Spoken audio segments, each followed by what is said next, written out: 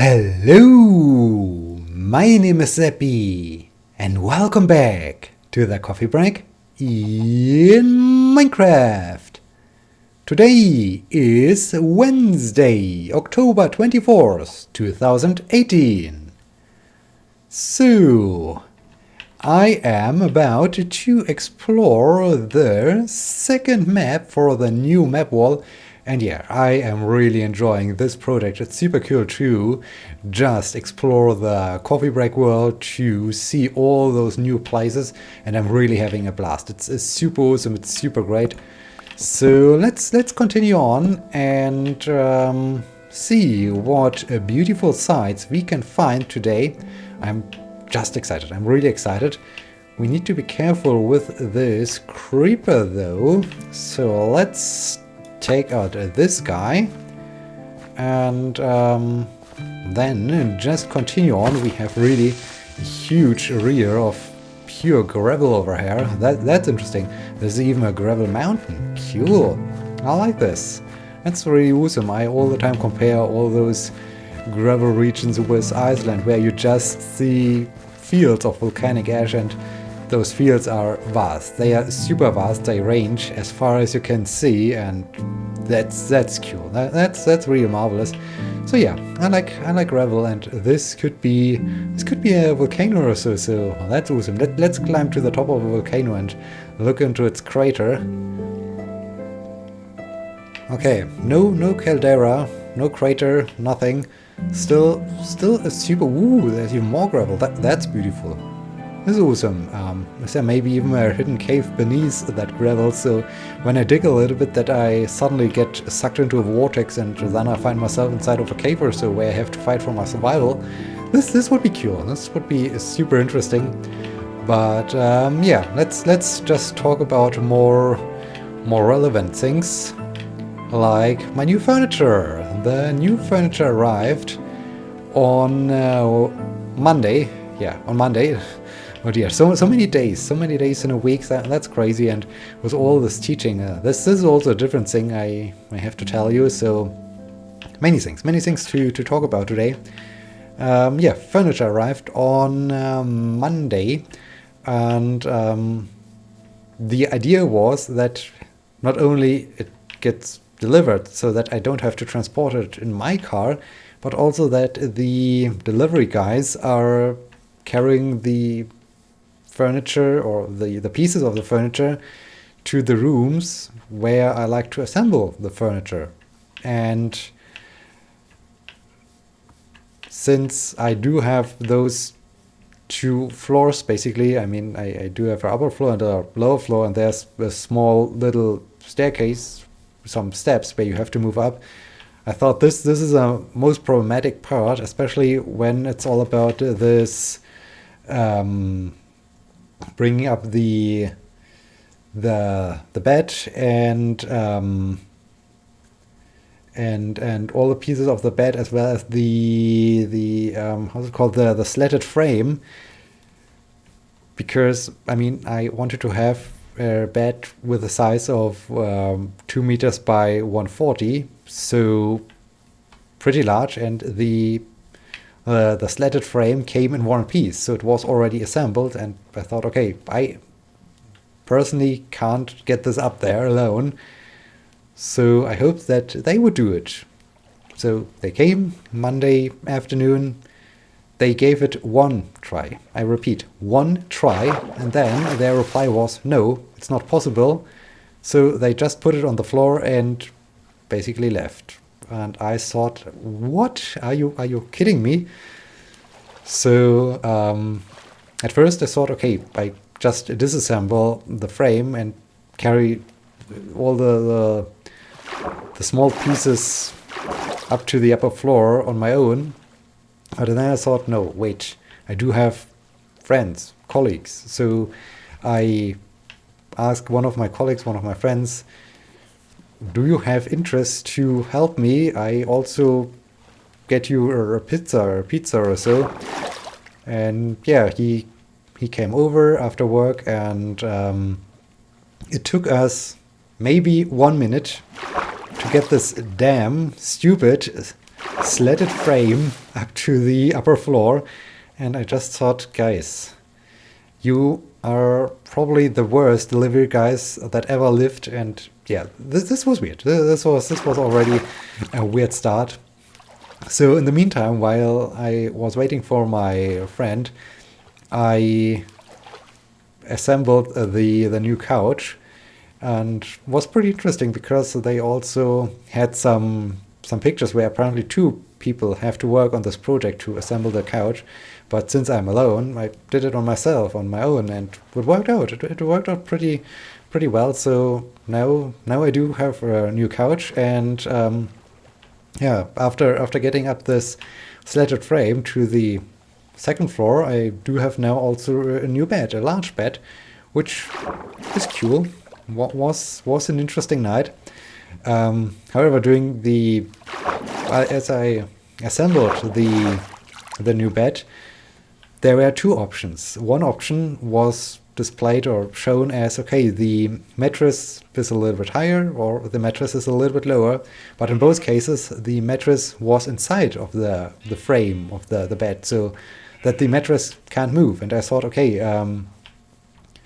to change the sheets and so on, it's simpler when the mattress is maybe a little bit higher. So I assembled it in a way that the mattress is higher, and yeah, well, by this plan, or the blueprint for the bed hasn't discussed the problem that you have to put in the slatted frame. So after putting it in, the slatted frame was as high as the frame of the bed itself. So now the mattress basically can move from left to the right, from up, forward, backwards, whatever. It's not fixed because it's not inside that frame. So as I realized this, I thought, okay, dang it, I have to disassemble the entire bed again, because yeah, I have to reinstall those holders where the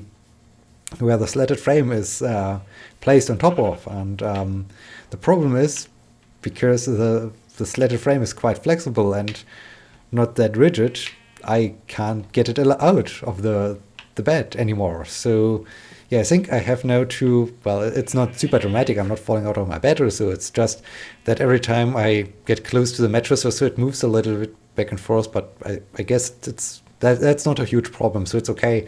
But in the near future, I have to get some more pizza again, I guess, and ask a new friend or a different friend or the same friend or someone over here to just help me to get out the slatted frame, reassemble the bed, disassemble and reassemble the bed, and then be happy or so. So yeah, slight problems. Also, I had some slight problems with unpacking all the furniture, all the pieces. Of course, I had to cut myself into the finger, and so I had to find a way to not bleed on my new things. So this was a problem. Later on, as I was about to assemble the bed, one piece of the frame, so the longer piece of the frame, I added the feet to it, and I just wanted to use my vacuum cleaner to clean it a little, or not to clean the frame, but to clean a little bit the place where I wanted to put the bed. And yeah, as I wanted to move the piece of the frame to the side, and I leaned it against the wall, it slipped, tipped over, and crushed my pinky toe. So I hope it's not broken or so, but it's relatively reddish, bluish, and it hurts. And yeah, so much about this. The entire process of getting new furniture was somehow flawed, or a little bit flawed. Injured myself, delivery guys were incompetent, so yes, that's the story of getting new things. That's the story of getting new furniture, getting something I might enjoy, or I hopefully enjoy. Once again, got screwed. Once again, things went south, and I start to ask, why do all those things all the time happen to me? Why always me? But Ooh, that's an interesting cave. But yeah, that's basically the story of the bed and the story of my new couch. The first night in the bed was nice.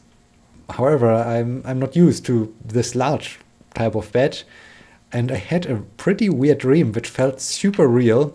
I just thought, okay, I think in my dream I was aware of the fact that, hey, I do have now a wider bed, so I can roll from one side to another side. And in my dream, I apparently did so, but for some reason the bed suddenly was super small, and I had this distinct feel of falling out of my bed. I woke up and I realized, hey, I have so much space to the left, to the right of myself. So no problem at all. But yeah, this was a super weird dream, almost a nightmare or so, a nightmare of my own bed. That's scary. I mean, when you have bad dreams about your own bed, this is never good. It's never a good sign. I hope we will have a better relationship sooner or later, because yeah, would be good. Would be really nice when we get along, and when I can start to enjoy it after my bed hurt me so much and my pinky toe hurts. So yeah, so much about this. But thank you, Matthew, for helping me, because in one of the previous episodes, as I was talking about being sick and staying at home, I haven't found a good word, and he came up with a pretty good word. I really like, being resilient. I think that's really the right word. This is pretty much a good description. And so despite the bluish pinky toe, I still continue on. I still do all those things. But yeah, I think this is the perfect work, being resilient. So thank you, Matthew, for bringing this up, for helping me out with describing myself, with finding good words that describe myself. So yeah, much appreciated. Teaching, right? Tuesday, teaching day, and this Tuesday was a special teaching day, as I was also invited to give a quick talk on serious games, a quick introduction what serious games are, for one of the other courses of my group. And sure, did it, was all right. It was just a little bit the problem. This introduction was, I had to give at about 10:30 or so. Took me half an hour. Then I had to rush to get some food, because my seminar, the back-to-back seminar, where 2 seminars in a row, started at noon. So yeah, so half an hour quick talk, then food, then 4 hours of teaching. Yay! This was stressful. This was very stressful. And one group, the interdisciplinary group, is super cool, super engaged, super invested. The monodisciplinary group also is quite engaged, quite interested. Had also some nice discussions with them. And it was a little bit weird talking or telling them the exact same stories, the exact same things as I did just 1 hour before. So this was weird. I felt as if I would be trapped in a time loop or so. But yeah, this was interesting, and it will continue and remain to be interesting, because this will be now like this for the remainder of the semester. So hooray, just hooray. But yeah, so the first group is super nice. Well, some might be not as invested as others.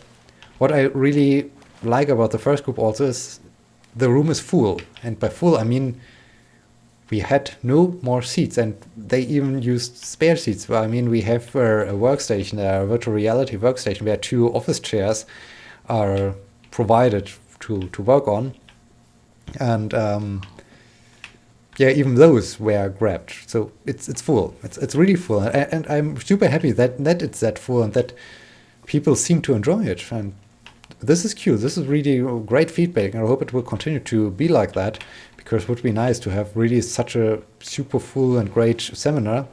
The other one also still quite full, for the fact that it's only pedagogy students and that we revealed they have to develop something. So normally we have a drop, but the drop wasn't that huge.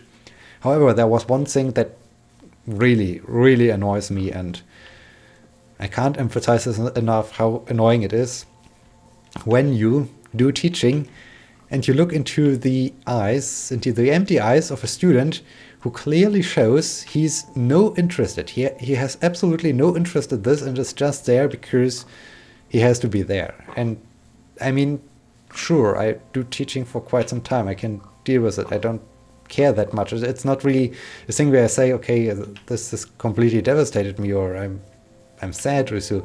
It's just the fact that people are getting to a seminar to show that they don't care about it. Basically, well, they don't waste my time. I have to do teaching anyway, but why do they get there? Why don't they just stay at home, do something else? I mean, they are not required to be there. We don't have a list where we ask them to sign every day, that we can say, okay, they have been there every session or so. No, we don't have such a thing. They are basically free. Why do those people get to seminars or to courses when they have absolutely no interest in it? Then I don't care. I mean, sure, stay at home. It's not my problem, but this is really a thing where I think, okay, guys, that's bad. That's really bad, and this is a behavior where I really think, I wish I could just say, okay, you seem to be bored, why don't you just leave? But I don't think that I'm allowed to do such a thing. So yeah, that's just things of teaching where I think, okay, that's annoying. That's super annoying. Speaking of teaching, got a question from Matthew asking for further details concerning one of my papers I presented, the paper about affine transformation, where it's about, well, play a serious game and learn how affine transformation works. And then I did this exam at the end, and I found, okay, they transferred the knowledge from the game to the paper-based exam. And his question is, if I did it the other way around, so if I let people train with paper-based assignments and then do the exam inside of the computer game. I did not, but it's really a great idea, and we recently even discussed this idea in this doctoral colloquium last Friday, as I was the school pedagogy, and I really like. Ooh, I got back to my Monument Valley. That's interesting. I haven't thought that the Monument Valley is that low. That's cool. That's interesting. Yeah, I think I will. Well, I'm not quite sure if I will really do this, but it really has a high potential, and I really like to do such an experiment. Would be really interesting to just see if there's another same training effect to be observed when I just change it to this experiment. But yeah, I haven't done it, so still great idea, and I think it could be interesting to just see if there is such an effect. The reason why I haven't done it is basically I wanted to see if, compared to a traditional method, it has a good effect. And normally the traditional method is, or a good training effect, and the traditional method normally is tested with a written 2D paper-based exam. So I wanted to have the condition how I assess their knowledge the same, to compare to traditional methods. And yeah, now after having compared this and having done it for several times, I hope I can get out the validation study and the study where I tested the virtual reality version of my project soon. It unfortunately got rejected from the conference where I submitted it to. I'm still annoyed, still sad that this happened, because why is there this? Why have I placed some burning Have I done this because of the... Ooh, it continues to collapse. Have I done this because of the volcano aspect? Creepers. Oh, why is this here? I can't remember why I did this, and I can't remember when I did this. Could be of a result of this volcano thing, as I came back from Iceland for the very first time and I discussed how great I found Iceland. So maybe this is a huge tunnel. This looks awesome. It's a super huge hole. Cool. That's awesome. Yeah, I'm still sad that this thing got rejected because it delays once again my PhD. Talked about this already, but yeah, I hope I can get it out soon. Yeah, so I've shown it multiple times basically that the game is effective, which is great. I just have to somehow get it out and get some reviewers that don't suck. So, but yeah.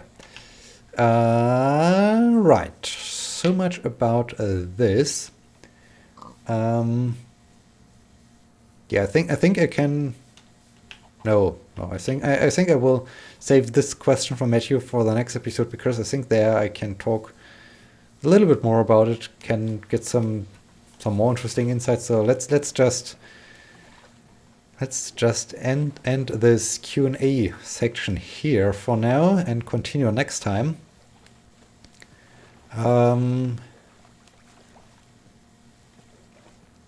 Is there something else I'd like to discuss? I do have a few minutes left. No.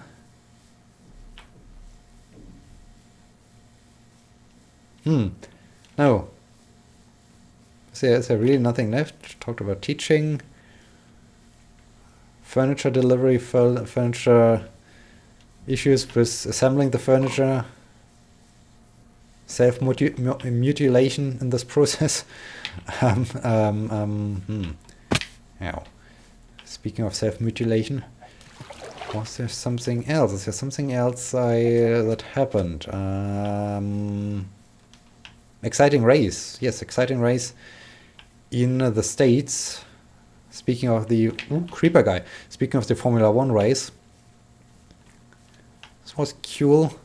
Just try to come up with things that happened but I don't think that... Ooh, another creeper guy. I think that's all I have to show you, to tell you. So let's just...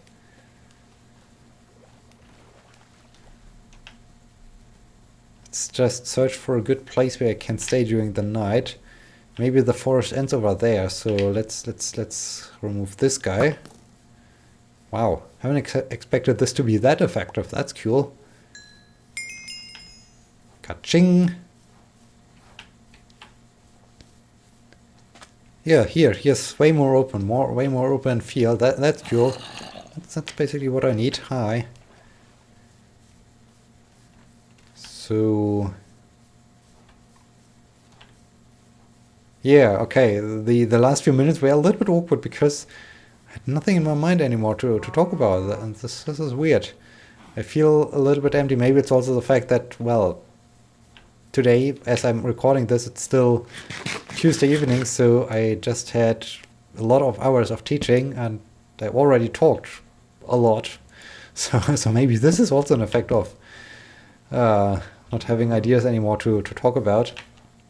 So in this case, I think we will just wrap up things here. I hope you have enjoyed this very episode. I hope you will be joining me next time when I will continue to answer questions. Matthew has provided a lot of questions, which is super cool. And if you want to do the same thing, then please feel free to do so. Give me some questions, topics in the comment section. And yeah, thank you so much for watching. Until next time, my name is Sebbi. See you!